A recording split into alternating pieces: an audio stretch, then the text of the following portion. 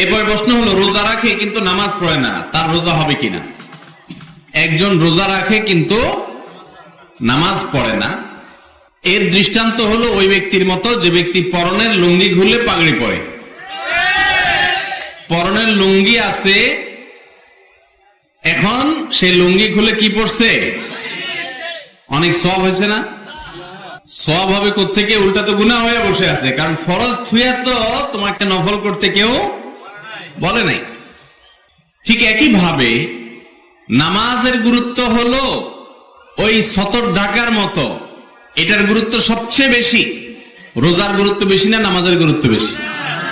আমাদের দেশে রোজাদারের সংখ্যা বেশি না নামাজের সংখ্যা বেশি? রোজাদারের সংখ্যা বেশি।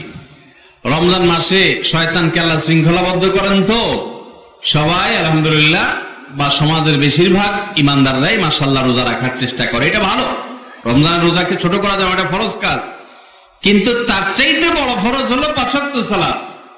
সেই সালাতের যদি খোঁজ খবর না থাকে, অনেকে আছে রমজান মাসে ও রোজা রাখে কিন্তু ওই রমজান মাসেই আবার নামাজের খোঁজ খবর নাই।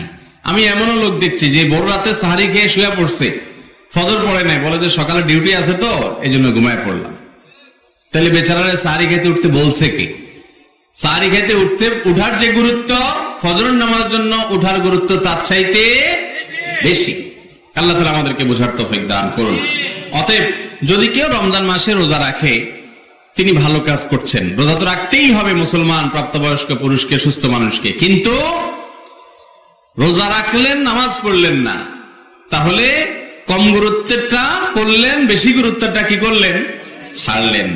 রোজা রাখাও ফরজ, নামাজ পড়াও ফরজ, বরং এটা বেশি বড় ফরজ।